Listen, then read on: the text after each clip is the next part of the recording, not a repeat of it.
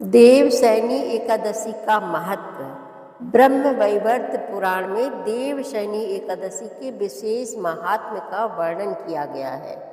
इस व्रत से प्राणी की समस्त मनोकामनाएं पूर्ण होती हैं। यह एकादशी आषाढ़ मास के कृष्ण पक्ष की एकादशी, जिसे योगिनी एकादशी कहते हैं, के बाद आती है। आषाढ़ मास के शुक्ल पक्ष की एकादशी को ही देवशयनी एकादशी कहा जाता है। इसी एकादशी से चतुर्मास का आरंभ माना जाता है। इस अवधि में कोई भी शुभ कार्य जैसे विवाह आदि नहीं किया जाता। मान्यता है कि इस दिन भगवान श्री हरि विष्णु क्षीर सागर में शयन करते हैं और फिर 4 माह बाद उन्हें उठाया जाता है। उस दिन को देवोत्थानी एकादशी कहा जाता है। इस बीच के अंतराल को ही चतुर्मास कहा गया है।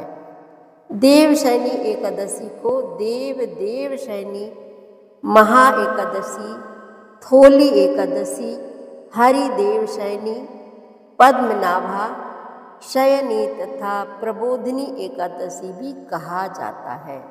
देवशयनी एकादशी व्रत की कथा इस प्रकार है।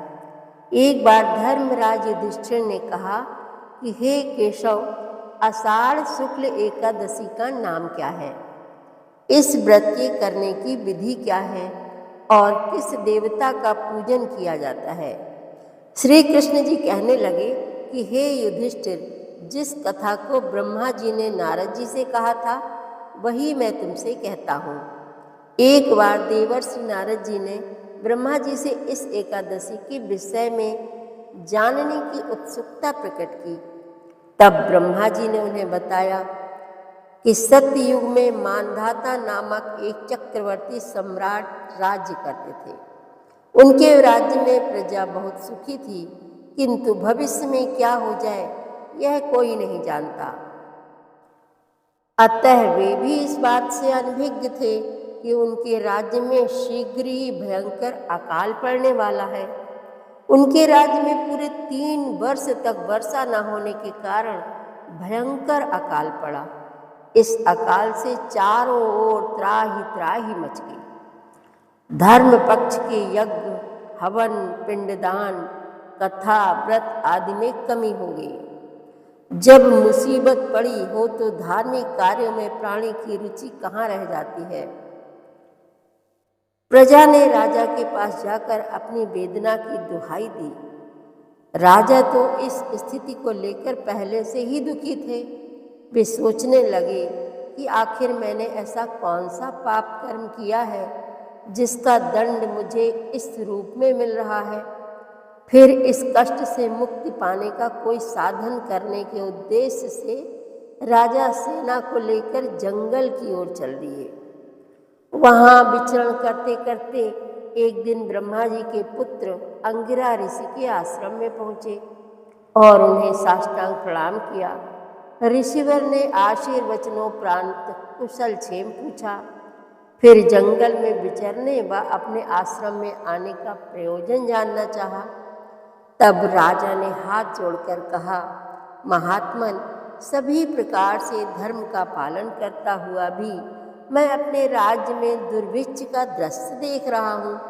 आखिर किस कारण से ऐसा हो रहा है? कृपया इसका समाधान करें।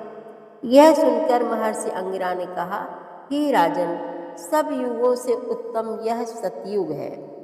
इसमें छोटे से पाप का भी बड़ा भयंकर दंड मिलता है। इसमें धर्म अपने चारों चरणों में व्याप्त रहता है। ब्राह्मण के अतिरिक्त किसी अन्य जाति को तप करने का अधिकार नहीं है, जबकि आपके राज्य में एक शूद्र तपस्या कर रहा है। यही कारण है कि आपके राज्य में वर्षा नहीं हो रही है। जब तक वह काल को प्राप्त नहीं होगा, तब तक दुर्भिक्ष शांत नहीं होगा। दुर्भिक्ष की शांति उसे मारने से ही संभव है। किंतु राजा का हृदय एक नर अपराध शूद्र तपस्वी का शमन करने को तैयार नहीं हुआ। उन्होंने कहा, हे देव, मैं उस निरपराध को मार दूं? यह बात मेरा मन स्वीकार नहीं कर रहा है।